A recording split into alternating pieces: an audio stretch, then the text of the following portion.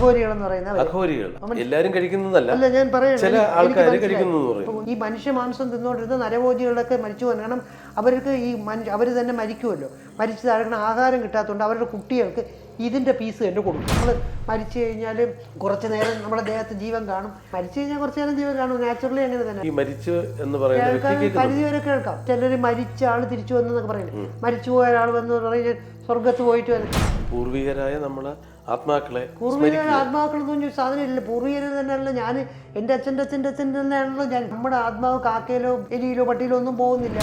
NASA പകർത്തിയ ചിത്രത്തിലെ കൈലാസത്തിലെ ഏലിയൻസിന്റെ ഒരു സാന്നിധ്യം ഉള്ളതായിട്ട് പറയപ്പെടുന്നു. നാസയൊക്കെ പലതും പറയും. ഇവര് എന്ന് ഞാൻ അപ്പോഴപ്പോഴും ചക്രം ഉണ്ടാക്കുന്ന രീതിയിൽ പല വേലകളും പറയാറുണ്ട്. കർക്കിടക ബലി ഇതൊക്കെ ആൾക്കാർ ചെയ്യുന്നതെല്ലാം എന്തോ ഒരു ഇത് ഞാൻ പറഞ്ഞു അതിനെന്തെങ്കിലും ഒരു ശാസ്ത്രീയ സത്യമുണ്ടോ? ഒരു ശാസ്ത്രീയ സത്യമില്ല. കാരണം എന്ന് പറഞ്ഞാൽ നമ്മുടെ ആത്മാവ് കാക്കയിലോ നമ്മുടെ ജീവൻ ഞാൻ പറഞ്ഞില്ലേ, ജീവൻ കാക്കയിലോ പൂച്ചയിലോ എലിയിലോ പട്ടിയിലോ ഒന്നും പോകുന്നില്ല. എലിയുടെ ജീവൻ എലി പോവാണ്, കാക്കയുടെ ജീവൻ കാക്കയുടെ കുട്ടിക്ക് പോവാണ്, നമ്മുടെ ജീവൻ നമ്മുടെ കുട്ടിക്ക് പോവാണ്. ഈ ബലി ചെയ്യണ എന്തിനാണ്? മേളിപ്പോയ ജീവനെ തിരിച്ചു വിളിച്ചോണ്ട് വരാന്നല്ലേ പറയണത്. പൂർവികരായ നമ്മളെ ആത്മാക്കളെ, പൂർവികരുടെ ആത്മാക്കളെന്ന് പറഞ്ഞൊരു സാധനം ഇല്ല. പൂർവികർ തന്നെയാണല്ലോ ഞാൻ, എൻ്റെ അച്ഛൻ്റെ തന്നെയാണല്ലോ ഞാൻ തന്നെയാണ് എൻ്റെ പൂർവികൻ. പിന്നെ സംശയം തോന്നുന്നു, നമ്മുടെ ബോഡിയിൽ ഇരിക്കുന്ന ഏതെങ്കിലും ഒരു സാധനം നമ്മുടെ അച്ഛൻ്റെ അമ്മയുടെ അല്ലാത്തൊരു സാധനം പറഞ്ഞ ഏതെങ്കിലും ഒന്ന് പറഞ്ഞാൽ എല്ലാ സാധനവും അവരുടെ ഉള്ളതല്ലേ. അതുപോലെ തന്നെ ഈ നമ്മുടെ ഈ വെജെന്നും നോൺ വെജെന്നും പറഞ്ഞൊരു സാധനമേ ഇല്ല, എല്ലാം ഒന്നാണ്, എല്ലാം ഒരേ സാധനമാണ്. ഇപ്പം ഞാൻ പറയാം, ഒരു തെങ്ങിൻ്റെ മൂട്ടിൽ അല്ലെങ്കിൽ നമ്മൾ മണ്ണിൽ എല്ലാ വളവും മാറ്റി ഫുൾ മാറ്റിയിട്ട് നമ്മളൊരു ചത്ത പശുവിനെ അല്ലെങ്കിൽ ചത്ത ഒരു ആടിനെ അവിടെ ഇട്ട് കഴുകി വെള്ളം ഒഴിച്ചു കൊടുത്തു, ഞാനൊരു വാഴയെ വെച്ചെന്ന് വിചാരിക്കുക. ആ വാഴ ഇത് വലിച്ചെടുക്കുമോ? ഇല്ലേ, സ്വാഭാവികമായിട്ടും തീർച്ചയായിട്ടും വലിച്ചെടുത്ത് മേളിൽ എന്തോ കൊണ്ടുവരും, വാഴക്കൊല കൊണ്ടുവരും. ഈ വാഴക്കൊല എന്ന് പറഞ്ഞപ്പോൾ എന്താണ്? താഴെ പോയ ആടാണ്. അതാണ് തിയറി. പിന്നല്ലാതെ അത് അഴുകി അതിൻ്റെ അല്ലാതെ പിന്നെ അത് വാഴക്കൊല എവിടെ നിന്ന് പറയാം? താഴെ കുറച്ച് കല്ലും മണ്ണ് മാരിയിട്ട് കൊടുത്തെന്ന് ചെയ്യാം, വാഴക്കൊല വരുമെന്ന് തോന്നണ്ട. ആ വാഴയുടെ വിത്ത് അപ്പോഴേ എത്തൂ. ഇത് വെറും ഒരു സൈക്കിളാണ്, വെറും ജസ്റ്റ് സൈക്കിൾ. അപ്പോൾ വെജെന്ന് പറയുന്നത് നമ്മൾ തിന്നുന്ന എല്ലാ സാധനവും, പാലാണെങ്കിലും എല്ലാ സാധനവും ഈ നോൺ വെജ് തന്നെയാണ്, ഷേപ്പ് വ്യത്യാസമേ ഉള്ളൂ. പശുവിനെയോ അല്ലെങ്കിൽ ആടിനെയോ കോഴിയെയോ പന്നിയെയൊക്കെ കഴിക്കുമ്പോൾ നമ്മളൊരു മൃഗീയത നമ്മുടെ ഉള്ളിൽ വരും. ഇല്ല, അങ്ങനെയൊന്നുമില്ല, അതൊക്കെ വെറുതെ പറയണേ. ഞാൻ പറഞ്ഞില്ലേ, ഒരു കൊതുകിന് ബ്ലഡ് കുടിക്കാൻ തോന്നുന്നത് എന്തുകൊണ്ടാണ്? അതിന് മൃഗീയതയൊന്നും അറിയാമെന്നുള്ളതുകൊണ്ടൊന്നുമല്ല. അതിൻ്റെ DNA നമ്മൾ പറഞ്ഞില്ലേ, അടുക്കി വെച്ചിരിക്കുന്ന DNA, അതിൻ്റെ DNA-യുടെ ഷേപ്പ് ഞാൻ 12 ആണെന്ന് വിചാരിക്കുക, സപ്പോസ് പറയുന്നത് 12 DNA, നമുക്ക് 23 വരെ, അതിന് 12. ഈ 12 എന്നുള്ള രീതിയിൽ DNA അടിക്കുക. ആ ഒരു സാധനം കൊതുവിൻ്റെ ഷേപ്പും എന്ത് സാധനമായിരിക്കും, സ്വഭാവം എന്തായിരിക്കും? രക്തം കുടിക്കും. അപ്പോൾ ഈ DNA വ്യത്യാസം വന്നു കഴിഞ്ഞാൽ മനുഷ്യൻ വേണമെങ്കിലും രക്തം കുടിക്കും. എന്തിനാണോ മാറ്റാൻ പറ്റും. പക്ഷെ നമ്മുടെ മൊത്തത്തിലുള്ള മാറ്റേണ്ടി വരും, അത് പാടാണ്. നമ്മുടെ ദേഹത്തെ DNA കറക്റ്റ് ഇന്നുവരെ പഠിച്ചിട്ടില്ല, ഇനി പഠിച്ചാലായി. ഈ രക്തം കുടിക്കുന്ന മനുഷ്യരില്ല, ഇല്ല, മാംസം കഴിക്കുന്ന മനുഷ്യ മാംസം കഴിക്കുമല്ലോ. അല്ല, നമുക്ക് നമ്മുടെ മനുഷ്യ മാംസം ഒരു ജീവിക്ക് അതിൻ്റെ മാംസം കഴിക്കാൻ പറ്റില്ല, ചത്തുപോകും. കാരണം പക്ഷെ കഴിക്കുന്നവരില്ലേ? അല്ലല്ല, കഴിക്കാൻ ഒക്കില്ല, ചത്തുപോകും. അതാണ് നരഭോജികളുണ്ട്. ഇല്ല, ആർക്കും കഴിക്കാൻ ഒക്കില്ല. ഞാൻ പറഞ്ഞുതരാം അതിൻ്റെ കാര്യം. നരഭോജികളെല്ലാം ചത്തുപോയത് അതുകൊണ്ടാണ്. നമ്മളിപ്പോൾ ഏത് ജീവിതമായാലും, ഇപ്പം മൃഗം പശുവാണെങ്കിലും എന്താണെങ്കിലും, ഇപ്പോൾ സിംഹത്തിനെ പിടിച്ച് ഇതിനകത്ത് എന്താണെന്നറിയാമോ? നമ്മളിപ്പോൾ സാധനം പ്രോട്ടീനാണ് ഈ മാംസം, അത് നമ്മുടെ മാംസം നമ്മൾ തിന്നുമെന്ന് വിചാരിക്കുക. നമ്മുടെ വയറിലോട്ട് ചെല്ലുമ്പോൾ പ്രോട്ടീൻ ദഹിപ്പിക്കാനുള്ള കുറേ സാധനം വെച്ചിട്ടുണ്ട്. ആ സാധനം ഈ നമ്മുടെ പ്രോട്ടീൻ ഷേപ്പിനെ ദഹിപ്പിക്കില്ല, മറ്റിനെ ദഹിപ്പിക്കുകയുള്ളൂ. ഇത് നമ്മൾ കമ്പൽസറിയായി തിന്നാൽ ഇതിനെ ദഹിപ്പിക്കാൻ തുടങ്ങിയാൽ നമ്മുടെ ബോഡിക്കൊരു ദഹനേന്ദ്രിയങ്ങൾക്കൊരു ഇത് തോന്നും, വയറിനെ ദഹിപ്പിക്കണോ, നമ്മുടെ സ്വന്തം വയറിനെ ദഹിപ്പിക്കണോ, ഇതിനെ ദഹിപ്പിക്കണമെന്ന്. അപ്പോൾ എന്തോ ഞാൻ കുറച്ച് ദിവസം കഴിയുമ്പോൾ വയറ് മുഴുവൻ ദഹിച്ചു. ഈ മനുഷ്യ മാംസം തിന്നുകൊണ്ടിരുന്ന നരഭോജികളൊക്കെ മരിച്ചു പോകാൻ. കാരണം അവർക്ക് അവർ തന്നെ മരിക്കുമല്ലോ, മരിച്ചു താഴെ ആഹാരം കിട്ടാത്തതുകൊണ്ട് അവരുടെ കുട്ടികൾക്ക് ഇതിൻ്റെ പീസ് തന്നെ കൊടുക്കും. മരിച്ച അവരുടെ മനുഷ്യൻ അത് ഇത് വളരുന്നതോടും ഒരു 10-12 വയസ്സാകുമ്പം ഈ സിസ്റ്റം നമ്മൾ പറഞ്ഞ പോലെ വയറ് തന്നെ ദഹിച്ചു. ആ കൊച്ചുങ്ങളെല്ലാം അതോട് വെച്ചു. അഘോരികൾ എന്ന് പറയുന്നത് എല്ലാവരും കഴിക്കുന്നതല്ല, അല്ല ഞാൻ ചില ആൾക്കാർ കഴിക്കുന്നു. ഞാൻ പറഞ്ഞ ഒരു ചേമ്പർ ഇരിക്കുന്നു, ഈ ചേമ്പറിൽ നമ്മുടെ ഇറച്ചി ഇങ്ങോട്ട് നമ്മുടെ മാംസം വന്നു കഴിഞ്ഞാൽ ഇതിനെ ദഹിപ്പിക്കാനുള്ള ഇപ്പം മീനിൻ്റെ വന്നു കഴിഞ്ഞാൽ അത് മാംസമാണ്, നമ്മുടെ മാംസം പറഞ്ഞത് അതിനെ ദഹിപ്പിക്കാനുള്ള സാധനമാണ് ഈ വെച്ചിരിക്കുന്നത്. അപ്പോൾ ഇതിൻ്റെ ചുറ്റും ഉണ്ടാക്കിയിരിക്കുന്ന എന്തോ ആണ്, നമ്മുടെ മാംസം കൊണ്ട് തന്നെയാണ് വയറും ഉണ്ടാക്കിയിരിക്കുന്നത്. അപ്പം നമ്മുടെ മാംസം ഇതിനകത്ത് എന്ത് പറ്റും? ഇതിനെ കൂടെ ദഹിപ്പിക്കും. ഈ മാംസത്തിനകത്ത് വേറെ മാംസങ്ങളുടെ ഷേപ്പിന് വന്ന ഷേപ്പാണ് സ്പ്ലൈസിങ് എന്ന് പറയും. ആ സ്പ്ലൈസിങ് കറക്റ്റായിട്ട് കണക്കാക്കിയാൽ അത് മാത്രമേ ദഹിപ്പിക്കുകയുള്ളൂ. നമ്മുടെ ഷേപ്പിനുള്ള മാംസം ഇങ്ങോട്ട് വന്നു കഴിഞ്ഞാൽ ഈ വയറിനെ കൂടെ അങ്ങ് ദഹിപ്പിക്കും. ഒരിക്കലും ഒരു കന്നഡ പറയാത്ത ഒരാൾ, അയാൾ വേറെ ഒരിടത്തും പോയിട്ടില്ല, അയാൾ കന്നഡ പറയുന്നു. ഒരിക്കലും അറബി സംസാരിക്കാത്ത ആള് ഈ അറബി സംസാരിക്കുന്നു. ഹിന്ദി പറഞ്ഞിട്ടേ ഇല്ലാത്ത ആള് അതെങ്ങനെയായിരിക്കും? ഇത് ഞാൻ പറഞ്ഞില്ലേ, ഇത് ഒന്നീ കള്ളത്തരമാണ് പറയുന്നത്. ഇവർ മനഃപൂർവ്വം അത് പഠിച്ചിട്ട് പറയുമ്പോൾ പഠിച്ചില്ല എന്ന് പറഞ്ഞ് പറയുന്നതാണ്. അല്ലാതെ പ്യുവറായിട്ട് ബ്രെയിൻ ചെയ്യൂല. പക്ഷേ വേറെ രീതിയിൽ നമ്മളിപ്പോൾ ഈ ഭാഷകളെല്ലാം പഠിക്കുന്നത് ബ്രെയിൻ വേവ്സിൽ കൂടെ ബ്രെയിനിൽ കയറിയിട്ടാണ്, ഒരു ഇലക്ട്രോ കെമിക്കൽ റിയാക്ഷനാണ് സൂക്ഷിച്ചിരിക്കുന്നത്. അങ്ങനെ ബ്രെയിനിൽ മാറ്റിക്കഴിഞ്ഞാൽ വേറെ ഭാഷ വേണമെങ്കിൽ പറയാൻ പറ്റും. അത് ഈസിയാണ് വരാനായിട്ട്. സംഭവിക്കാൻ സാധ്യത ഉണ്ട്, ഒരു കുഴപ്പമില്ല. കാരണം നമ്മളിപ്പോൾ പറഞ്ഞില്ലേ, ഇപ്പം നമ്മളൊരു കുട്ടി എ എന്ന് പറഞ്ഞ് കാണുന്നു ആദ്യം. അപ്പോൾ ആദ്യം ജനിച്ചോണ്ടേ, അപ്പോൾ എ എന്ന് പറഞ്ഞ് കാണുമ്പോൾ അത് ആദ്യം ബ്രെയിനിൽ 2 എയുടെ പെർമനൻ്റ് ആയിട്ട് 2 ന്യൂറോൺസ് ഒട്ടിച്ചു വയ്ക്കും. അത് നമ്മുടെ ഓപ്പൺ ന്യൂറോൺസ് എന്ന് പറയും. അത് എന്തെങ്കിലും ഇളകിപ്പോയാൽ ഈ കുട്ടി എയും മറക്കും. പിന്നെ ഈ സൗണ്ടും, ആ എ എന്നുള്ള കറസ്പോണ്ടിങ് സൗണ്ടും ഇതേപോലെ 2 പെർമനൻ്റ് ആയിട്ട് ഓപ്പൺ ന്യൂറോൺസ് ക്ലോസ് ചെയ്ത് വെക്കുന്നുണ്ട്, ക്ലോസ് ചെയ്ത് വെക്കുന്നുണ്ട്. ആ ക്ലോസ് ചെയ്യുന്ന ഓപ്പൺ ആയി കഴിഞ്ഞാൽ അയാളത് മറന്നു പോകും.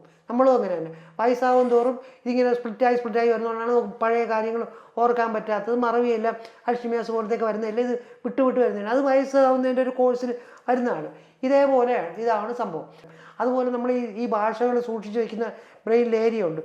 ആ ഏരിയയിൽ അതേപോലെ ഒരു കറണ്ടിനെ കൊണ്ട് കോർഡിനേറ്റ് ചെയ്യിപ്പിക്കാൻ പറ്റുന്നെങ്കിൽ നമുക്ക് മനസ്സിലാവും. റെയറാണ്. നമ്മൾ നോർമലി നമ്മുടെ ബ്രെയിൻ അങ്ങനെ വെളിയിൽ നിന്നുള്ളൊരു സാധനത്തിന് കയറി എഫക്റ്റ് ചെയ്യാൻ സമ്മതിക്കില്ല. മനസ്സിലായില്ലേ? ഇപ്പോൾ ഈ ഹിസ്റ്റീരിയ വരുന്നവർക്കെല്ലാം അബ്നോർമലാണ്. അവർ വേറൊരാളുടെ അതേ ആക്ഷൻസ് ഒക്കെ കാണിക്കുന്നതിൻ്റെ കാരണം അവരതിനെ ബ്രെയിനിനകത്തോട്ട് കയറ്റി വിട്ട് ഉൾക്കൊണ്ടിട്ട് അങ്ങനെ വരുന്നതാണ്. എന്തെങ്കിലും പ്രേതം കാണുന്നു, ഭൂതം കാണുന്നു, അങ്ങനെ പറയുന്നതെല്ലാം ബ്രെയിൻ തകരാറുള്ളവരാണ്. ഇല്യൂഷൻ എന്ന് പറയുന്ന സാധനം, അല്ലെങ്കിൽ ഇതുപോലെ ഡ്രഗുകളോ അങ്ങനത്തെ എന്തെങ്കിലും സാധനം. അതുപോലെ നമ്മുടെ ഭൂമിക്കകത്ത് തന്നെ ഇങ്ങനത്തെ അബ്നോർമൽ മണങ്ങൾ അതെല്ലാം ഉള്ള സാധനങ്ങളുണ്ട്. അപ്പോൾ ആ മണം നമ്മുടെ ബോഡി കയറി കഴിഞ്ഞാൽ ഹാലൂസിനേഷൻസ് ഉണ്ടാക്കും. കെമിക്കൽസ് തന്നെ ഭൂമിക്കകത്ത് പലയിടത്തും ഉണ്ട്.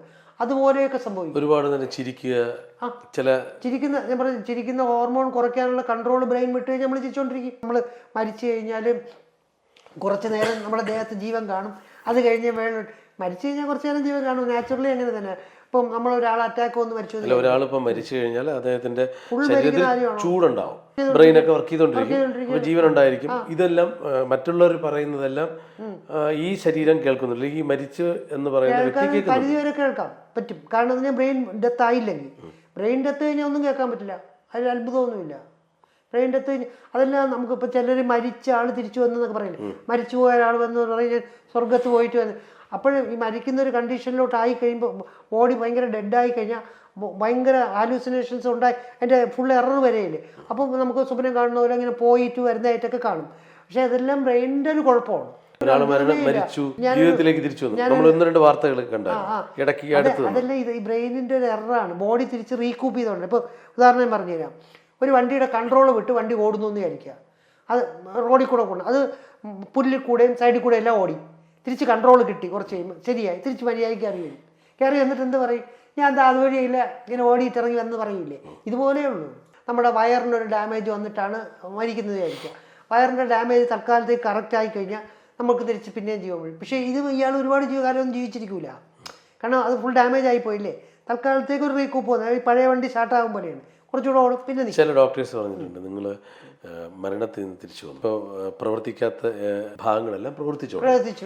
അപ്പോൾ അതൊരു അത്ഭുതമായി ഡോക്ടേഴ്സ് തന്നെ പറയാം. അല്ല, സെല്ലിന്റെ വർക്കിങ്ങിന് അല്ല അത്ഭുതമൊന്നുമില്ല. അത് സെല്ലിന്റെ വർക്കിംഗ് തിരിച്ചു വരുന്നതിൽ അത്ഭുതമൊന്നുമില്ല. ബോഡിക്ക് ഞാൻ പറഞ്ഞില്ലേ, ഈ DNA അത് എപ്പോഴും നിലനിൽക്കാനുള്ള ടെൻഡൻസി ഉണ്ട്. അത് ഒരു കാരണവശാലും ചാവാൻ സമ്മതിക്കില്ല. അതിൻ്റെ അവസാനം ഇത് കുട്ടിയെടുത്ത് വിട്ടാൽ അതിന് മാക്സിമം വലുതാവണവരെ അതിൻ്റെ കൂടെ നിൽക്കണം. എന്നിട്ട് മാക്സിമം ഇതിനകത്ത് നിന്ന് അഴിച്ചു വിടുന്ന ഹോർമോൺ നിന്ന് ലാസ്റ്റ് വരുന്ന മാത്രമേ എല്ലാ ഫംഗ്ഷനും നിർത്തി അത് നിൽക്കുകയുള്ളൂ. നാസ പകർത്തിയ ചിത്രത്തിലെ കൈലാസത്തിലെ ഏലിയൻസിന്റെ ഒരു സാന്നിധ്യം ഉള്ളതായിട്ട് പറയപ്പെടുന്നു. അത് അപ്പൊ അങ്ങ് ഇത് എങ്ങനെ കാണുന്നു? ഇതുണ്ടല്ലോ, ഇത് ഈ നമ്മുടെ ഭൂമി എന്ന് പറഞ്ഞാൽ ഏറ്റവും ഒരു ചെറിയൊരു ഗ്രഹമാണ്. നമുക്ക് ഈ മിൽക്കി വേ എന്ന് പറയുന്ന ഒരു വലിയൊരു ഗാലക്സി കഴിഞ്ഞാൽ കോടാനുകൂടി നക്ഷത്രങ്ങളുടെ ഒരു കൂട്ടം. ചോദിക്കാൻ കാരണം ജീവനെ കുറിച്ച് പഠിക്കുന്ന ഒരു ശാസ്ത്രജ്ഞൻ എന്നുള്ളതിലേക്കാണ്. കൂട്ടമായിട്ട് നിൽക്കുന്ന ഗാലക്സി എന്ന് പറഞ്ഞാൽ ഭയങ്കര ഗാലക്സി, അതിൻ്റെ ഒരു മൂലയ്ക്ക് നിൽക്കുന്ന ഒരു ഗ്രഹമാണ്. ഇതുപോലെ കോടാനുകൂടി ഗ്രഹങ്ങൾ ഈ ഭൂമിയിൽ ഈ ഗാലക്സി തന്നെ ഉണ്ട്. അടുത്ത ഗാലക്സിയിൽ ഇതിൻ്റെക്കാൾ കോടാനുകോടി ഗാലക്സികൾ, അതിലെവിടെയെങ്കിലും ഗ്രഹങ്ങൾ കാണാം. അവിടെ വേറൊരു ഷേപ്പിലുള്ള ആൾക്കാർ ഉണ്ടാവില്ല എന്ന് പറയാൻ പറ്റില്ല, ഒരു കാരണവശാലും പറയാൻ പറ്റില്ല. ഇത് നമുക്ക് അറിഞ്ഞുകൂടല്ലോ, അത് നമുക്ക് നമ്മുടെ സ്കോപ്പിനൊക്കെ വെളിയിലാണ്. അത് വേണമെങ്കിൽ ഭൂമിയിലോട്ട് വന്നിട്ട് കയറി നോക്കിയിട്ടൊക്കെ പോകാൻ സാധ്യതയുണ്ട്, ഇല്ലെന്നൊന്നും പറയാൻ പറ്റില്ല. അപ്പം ഏലിയൻസ് ഉണ്ട്, ഏലിയൻസ് ഒക്കെ ഉണ്ടാവാനും ഉണ്ടാവാതിരിക്കാൻ സാധ്യത, നമുക്ക് അതിനെ പറ്റി അറിഞ്ഞുകൂടാത്ത കാര്യം പറയാൻ പറ്റും. ഈ നാസ ഇത് ഇങ്ങനെ തെളിഞ്ഞു കണ്ടു എന്ന് പറഞ്ഞു. നാസയൊക്കെ പലതും പറയും ഇവര് എന്ന് ഞാൻ അപ്പോഴപ്പോഴും ചക്രം ഉണ്ടാക്കുന്ന രീതിയിൽ പല വേലകളും പറയാറുണ്ട്. ഉദാഹരണം, ഈ ചന്ദ്രനിലോട്ട് തന്നെ മനുഷ്യരെ വിട്ടെന്ന് പറയുന്നത് തെറ്റെന്ന് പറയുന്ന ഒരുപാട് ആൾക്കാരുണ്ട്. കാരണം അതിനൊന്നും തെളിവില്ല. റഷ്യയും പണ്ട് അമേരിക്കയും കൂടെ വരുന്ന ശീതയുദ്ധത്തിനകത്ത് ഇവർ സെറ്റ് ഇട്ടുണ്ടെന്നൊക്കെയാണ് പറയുന്നത്. അതൊക്കെ അവരുടെ ടെക്നിക്കുകളാണ്. നാസയെ നമുക്ക് വിശ്വാസത്തിൽ എടുക്കാൻ പറ്റില്ല, അങ്ങനെയൊന്നും പറയാൻ പറ്റില്ല. സയൻസ് വളർന്നുകൊണ്ടിരിക്കുകയല്ലേ. ഇപ്പം ഞാൻ പല സയൻറ്റിസ്റ്റുകളായിട്ട് ഇങ്ങനെ എഴുതി ചോദിക്കാറുണ്ട്, അന്നത്തെ ഒരു ടെക്നോളജി, അതായത് 82-ലെ ടെക്നോളജിയിൽ ചന്ദ്രനിൽ പോകാനൊന്നും പറ്റുമെന്ന് എനിക്ക് തോന്നുന്നില്ല. ഉള്ള കാര്യമാണ് പറയണത്. കാരണം അതിന് ഒരുപാട്. പക്ഷേ ഇന്ന് നമ്മൾ പഠിക്കുന്ന പുസ്തകത്തിൽ ആദ്യമായി നീലാംസ്ട്രോങ് ആണ് കാല് കുത്തി എന്ന് പറയുന്നത്. അപ്പൊ അതൊരു തെറ്റല്ലേ? നമ്മളെ പാഠ്യപദ്ധതിയെ തെറ്റല്ലേ? രാഷ്ട്രീയമേ കള്ളത്തരല്ലേ ഇതെല്ലാം? എന്തും ആടിനെ പട്ടിയാക്കണ. അതാണ് ചോദിച്ചത്. അപ്പൊ ഒരു തലമുറയെ നമ്മളിങ്ങനെ കള്ളം പറഞ്ഞുകൊണ്ട് മുന്നോട്ട് കൊണ്ടുപോകും. അല്ല, പക്ഷെ അത് സയൻസിന് ഒരു ഗുണം, സയൻസ് റെക്ടിഫൈ ചെയ്യും. അമേരിക്ക സെറ്റിട്ട കാര്യം ഇപ്പൊ നമ്മൾ പറയുന്നു, പല ചർച്ചകളിലും വരുന്നുണ്ട്. അപ്പൊ അതൊരു തലമുറയെ തന്നെ നമ്മൾ പറഞ്ഞ് തെറ്റായ വഴിയിൽ കൊണ്ടുപോവുകയല്ലേ? അത് കുറച്ച് കഴിയുമ്പോഴത്തേക്ക് അതിന് ഞാൻ പറഞ്ഞില്ലേ, സയൻസ് തെറ്റായ ഒരു സയൻസ് വന്നു കഴിഞ്ഞാൽ സയൻസ് അതിനെ പിന്നെ റെക്ടിഫൈ ചെയ്യും, മറ്റേത് റെക്ടിഫൈ ചെയ്യും. അവര് പറഞ്ഞിട്ടില്ല, ബാക്കി ആൾക്കാരെല്ലാം പറയുന്നുണ്ടല്ലോ. അപ്പം ഞാൻ ഈ ഇടയ്ക്ക് ഒരു സയൻറ്റിസ്റ്റിൻ്റെ അടുത്ത് എഴുതി ചോദിച്ചാണ്, ഇങ്ങനെ നാസയിൽ തന്നെ സയൻറ്റിസ്റ്റ് എഴുതി ചോദിച്ചാണ്, നിങ്ങൾ എന്തുകൊണ്ട് ഈ ലാസ്റ്റ് അപ്പോളോ പോയിട്ട് പിന്നെ വന്നില്ല? ഉടൻ പുള്ളി പറഞ്ഞ മറുപടി എന്താ അറിയോ? ഞങ്ങൾ ഇനി 2026 ചന്ദ്രനിലോട്ടൊരു മിഷൻ ഉണ്ടെന്ന് ഇമെയിൽ കിടപ്പുണ്ട്. ഞാൻ ഇമെയിൽ വഴി ഞാൻ സംസാരിക്കുന്നത് 2026 പോകുന്നു. അയാൾ നാസയിൽ വർക്ക് ചെയ്തുകൊണ്ടിരുന്ന ആളാണ്, സയൻറ്റിസ്റ്റാണ്. ഇപ്പോൾ വേറൊരു പരിപാടി 2000. അപ്പം ഞാൻ പിന്നെ എടുത്ത് ചോദിച്ച്, അതല്ല ഞാൻ ചോദിച്ച ചോദ്യം അതല്ലല്ലോ, 82 കഴിഞ്ഞിട്ട് എന്തുകൊണ്ട് ആളെ വിട്ട്? അതിന് മറുപടി എന്നില്ല. പോകാൻ എളുപ്പമായിരുന്നെങ്കിൽ എല്ലാവരും പോകില്ലേ? ശാസ്ത്രത്തിനകത്തും കള്ളൻ ഇതുപോലെ വരുമല്ലോ. ഈ ശാസ്ത്രീയ നേട്ടങ്ങൾ മുഴുവനും ഉപയോഗിച്ച് എന്തിനാണ് ആദ്യം? യുദ്ധങ്ങൾക്കാണ്. ബോംബ് എങ്ങനെ ഉണ്ടാക്കാം, പ്ലെയിൻ എങ്ങനെ ഉണ്ടാക്കി അടുത്തതിന് ബോംബിടാം.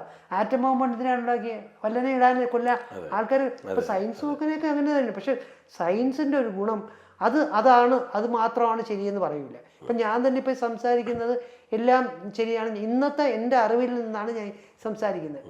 മനസ്സിലായില്ലേ? ഈ ബാക്കി കാര്യങ്ങളൊന്നുമില്ല. ഈ നേരത്തെ നമ്മൾ പറഞ്ഞ ഈ അന്ധവിശ്വാസ അനാചാരങ്ങളൊക്കെ എല്ലാ സാധനവും അവർ അന്ന് എഴുതി വെച്ചതെന്ന് ഒരു കാരണവശാലും മാറില്ല. അത് വേണമെങ്കിൽ നിങ്ങൾ ഫോളോ ചെയ്തോളണം.